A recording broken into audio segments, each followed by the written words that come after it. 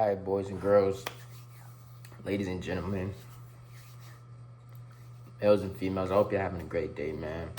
As you can tell by the title and the thumbnail, we are back with our book, As a Man Thinketh, and today we're going to be reading chapter 5 of As a Man Thinketh. It includes The Mastery of Destiny by James Allen. If you haven't watched my other series on this book, go back and watch it, and I recommend you come back and watch this one, all right?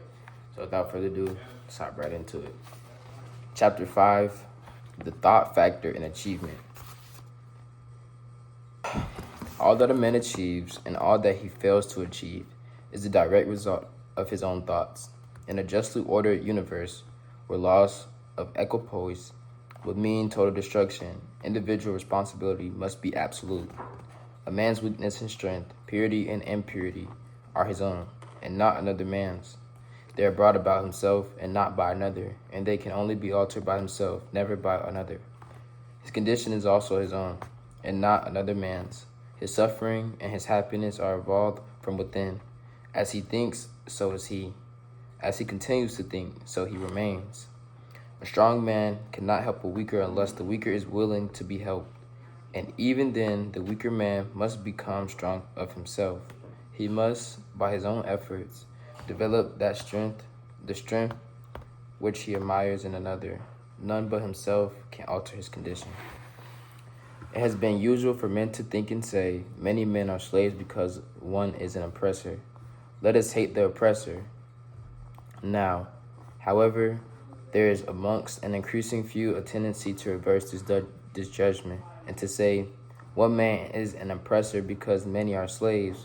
Let us despise the slaves. The truth is that oppressor and slave are cooperators, in ignorance, and while seeming to afflict each other, are in reality afflicting themselves. A perfect knowledge perceives the action of law and the weakness of the oppressed and the misapplied power of the oppressor. A perfect love, seeing the suffering which both states entail, condemns neither. A perfect compassion embraces both oppressor and oppressed. He who conquered weakness and has put away all selfish thoughts belongs neither to oppressor nor oppressed. He is free. A man can only rise, conquer, and achieve by lifting up his thoughts. He can only remain weak and abject and miserable by refusing to lift up his thoughts. Before a man can achieve anything, even in worldly things, he must lift his thoughts above slavish animal indulgence. He may not, in order to succeed, give up all animality and selfishness by any means, but a portion of it must at least be sacrificed. A man whose first thought is bestial indulgence could neither think clearly nor plan methodically. He could not find and develop his latent resources, and would fail in any undertaking not having commenced to manfully control his thoughts. He is not in a position to control affairs and to adopt serious responsibilities. He is not fit to act independently and stand alone, but he is limited only by the thoughts which he chooses. There can be no progress, no achievement without sacrifice, and a man's worldly success will be in the measure that he sacrifices his confused animal thoughts and fixes his mind on the development of his plans and the strengthening of his resolution and self-reliance. And the higher he lifts his thoughts, the more manly, upright, and righteous he becomes. The greater will be his success, the more blessed and enduring will his achievements. The universe does not favor greedy, the dishonest, the vicious, although on the mere surface it may sometimes appear to do so.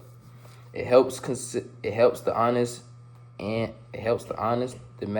magnanimous, the virtuous. All the great teachers of the ages have declared this in varying forms. And to prove and know it, a man has but to persist in making himself more virtuous by lifting up his thoughts. Intellectual achievements are the result of thought concentrated to the search for knowledge or for the beautiful and true in life and nature. Such achievements may be sometimes connected with vanity and ambition, but they are not the outcome of those characteristics. They are the natural outgrowth of long, arduous efforts and of pure and unselfish thoughts. Spiritual achievements are the consummation are the consummation of holy aspirations. He who lives constantly in the conception of noble and lofty thoughts, who dwells upon all that is pure and unselfish, will as surely as the sun reaches its zenith and the moon its full, become wise and noble in character, and rise into a position of influence and blessedness. Achievement of whatever kind is the crown of effort, the diadem of thought. By the aid of self-control, resolution, purity, righteousness, and well-directed thought, a man ascends. By the aid of animality, indulgence, impurity, corruption, and confusion of thought, a man descends. A man may rise to high success in the world and even to lofty altitudes in the spiritual realm, and descend into weakness and wretchedness by allowing arrogant, selfish, and corrupt thoughts to take possession of him. Victories attained by right thought can only be maintained by watchfulness.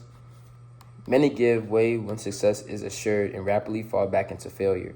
All achievements, whether in business, intellectual, or spiritual world, are the result of definitely directed thought, are governed by the same law, and are of the same method. The only difference lies in the object of attainment. He who would accomplish little must sacrifice little. He who would achieve much must sacrifice much. He who would attain highly must sacrifice greatly. And that's chapter 5 of As a Man Thinketh by James Allen. Let me know what you guys think in the comments. Without further ado, we are out.